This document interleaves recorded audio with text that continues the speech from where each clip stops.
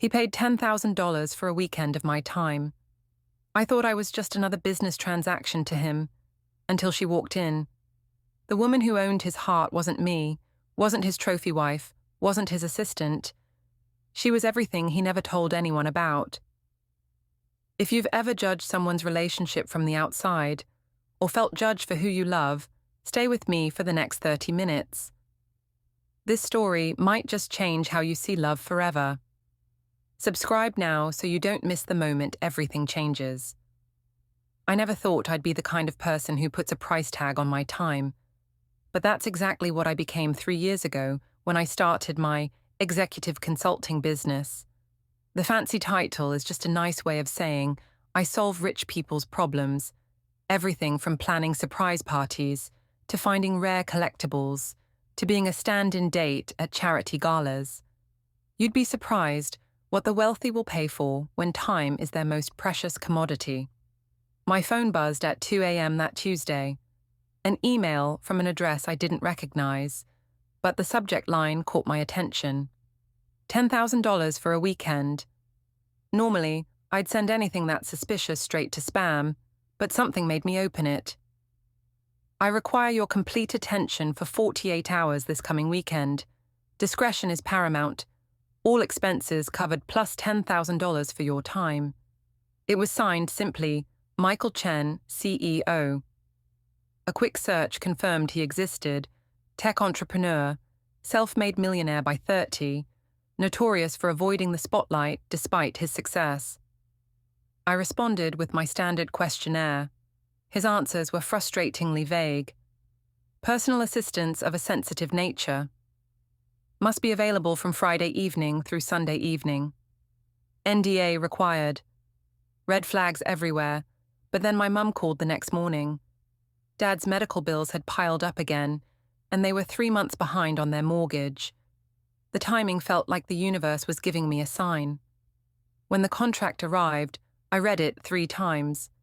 No illegal activities, no intimate services. Just my time, my complete attention, and my discretion. My mind raced with possibilities. Maybe he needed a fake girlfriend to impress investors, a companion for a boring conference, someone to help select the perfect engagement ring. I'd handled stranger requests. I signed the papers despite the knot in my stomach. 10 grand for a weekend would cover Dad's treatment and catch up their house payments with enough left over to breathe. Sometimes you ignore warning bells when the people you love are drowning. So I packed a bag with everything from cocktail dresses to hiking boots, preparing for any scenario this mysterious millionaire might have planned. What I couldn't possibly prepare for was the truth waiting for me at his doorstep. The GPS led me up a winding private road to a modern mansion perched on the cliffside. Floor-to-ceiling windows reflected the ocean sunset as I pulled my beat-up Honda next to a line of luxury cars that probably cost more than my entire life. I smoothed my dress and reminded myself I belonged here.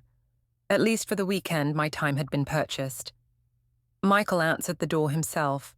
No staff, no assistant, just a tall man in his 30s with intense eyes that seemed to evaluate everything in seconds. He wasn't what I expected.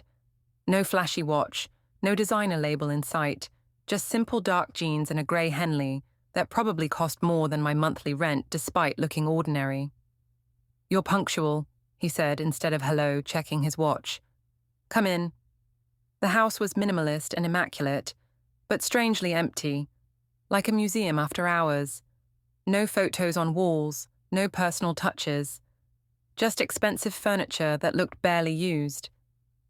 He led me through to a glass-walled office overlooking the water, where he finally turned to really look at me. "I assume you have questions about why you're here." His voice was softer than I anticipated. "I need your help planning something important, something perfect." He hesitated. "A homecoming." My confusion must have shown on my face. This tech genius paid $10,000 for party planning? When I asked for clarification, he handed me a folder. These are her favorite things, places that matter to her, music she loves. I need to create a perfect welcome, and I don't. He trailed off, looking suddenly vulnerable. I don't want to get it wrong. The folder contained meticulous notes about someone named Jasmine, foods from her West African heritage, jazz musicians she admired, books that moved her.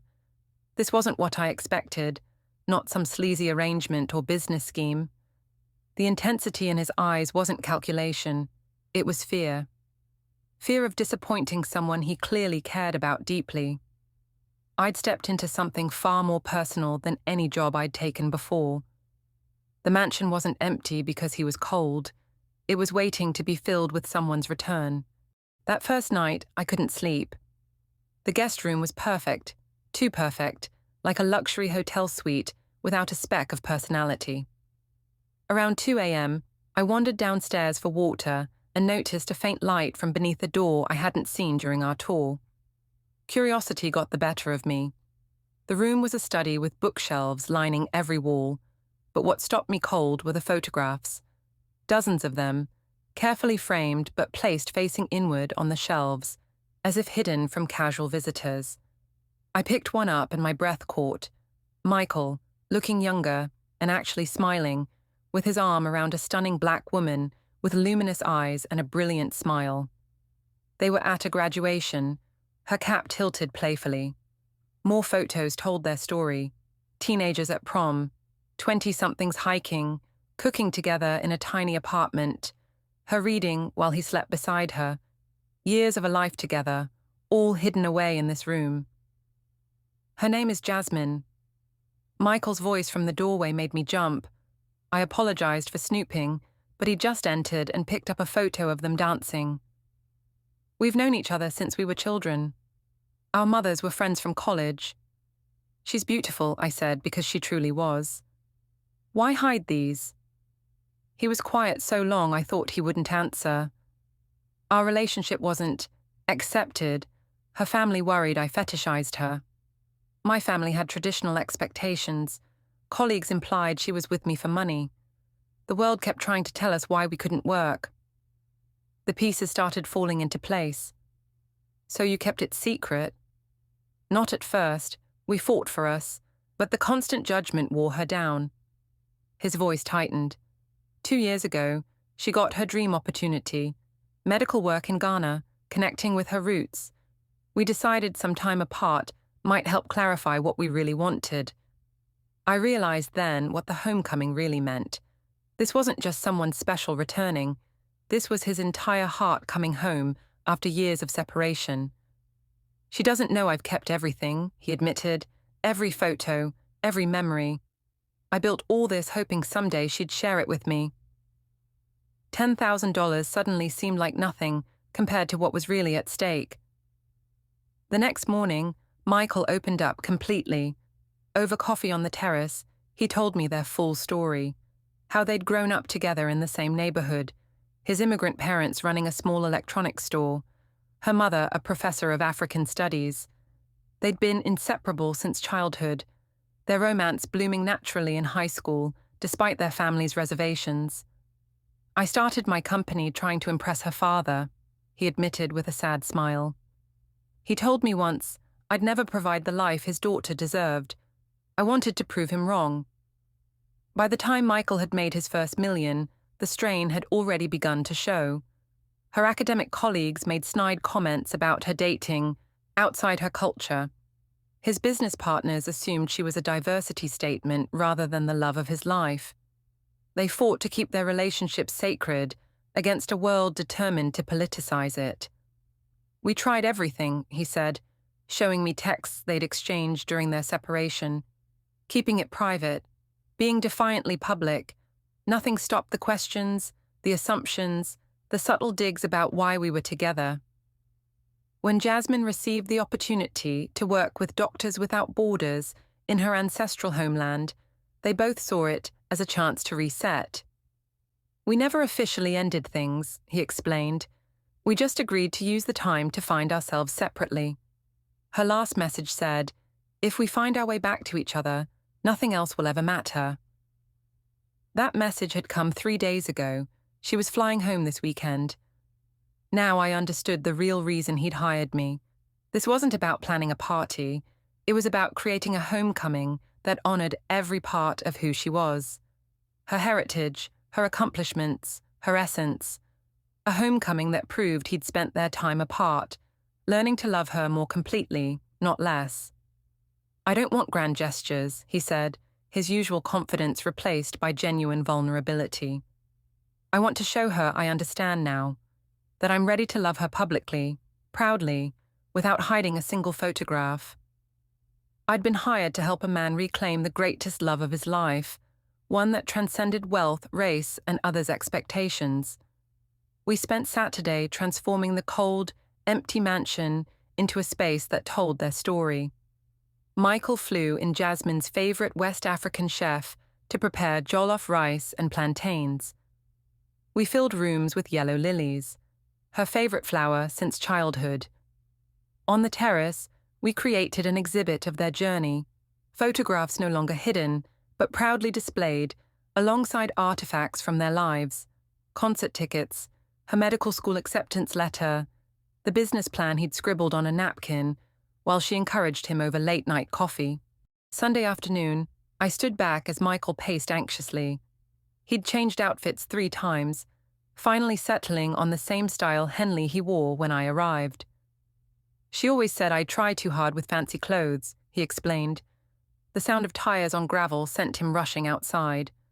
I watched through the window as a taxi door opened and Jasmine stepped out, her braids now adorned with beautiful wooden beads, her skin glowing from the African sun. For a moment, they both froze, separated by mere feet that seemed to contain 2 years of uncertainty. She moved first, dropping her bags and walking slowly toward him. Words passed between them I couldn't hear, but I saw her hands touch his face in a gesture so intimate it brought tears to my eyes. When they embraced, it wasn't the passionate reunion of movies. It was something deeper, like 2 people finally breathing properly after years of shallow air. I slipped away as they entered the house, hearing her gasp as she discovered each thoughtful detail. Hours later, Michael found me preparing to leave. Jasmine stood beside him, her hand firmly clasped in his, both of them radiating a quiet joy that made the mansion finally feel like a home. "Thank you," Jasmine said, surprising me with a hug. "He told me everything, about hiring you, about keeping all our memories." As I drove away, I glanced in my rearview mirror. They stood framed in golden sunset light, no longer hiding from the world's judgment. My bank account was $10,000 richer, but my heart had gained something far more valuable. The knowledge that love, when genuine, eventually finds its way home, no matter what stands in its path or how long the journey takes. True love doesn't care about your bank account, your skin color, or what others think. It only asks if you're brave enough to fight for it. If this story touched you, hit that subscribe button and share it with someone who needs to hear that love wins. Drop a comment about a time you misjudged someone's relationship. We all have. New videos every Friday that will make you question everything you thought you knew about love.